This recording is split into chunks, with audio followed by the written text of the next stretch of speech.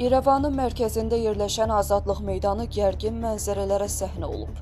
Burada Rusiya ilə sıx əlaqələrlə tanınan həbsdə olan iş adamı Samvel Karapetyanın şəbəkəsi və erməni kilsəsinin nüfuzlu nümayəndələri baş nazir Nikol Paşinyana qarşı kütləvi aksiya keçiriblər. Mitingdə Nikolun terroruna yox, Samvel Karapetyana azadlıq, biz kilsə ilə birlikdəyik kimi şüarlar səslənib. Aksiyanın öncərgəsində Qugarki yeparxiyasının rəhbəri yepiskop Ovnen Akapyan və Eçmədzin idarə aparatının direktoru yepiskop Muşek Babayan yer alıblar. Tədbir ənənəvi dua mərasimi ilə başlayıb. Bu isə siyasi aksiyanın dini ton aldığını göstərib. Son günlər Ermənistan kilsəsi rəhbərliyinin bir hissəsi açıq şəkildə müxalifətin tərəfində yer alır.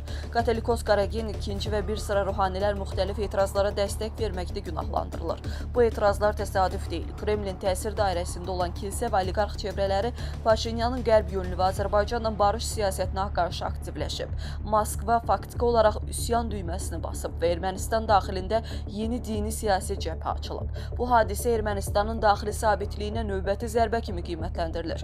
Çünki etirazların arxasında həm maliyyə, həm də ideoloji baxımdan Rusiya kilsə strukturlarına bağlı qüvvələrin dayandığı artıq gizlədilmir.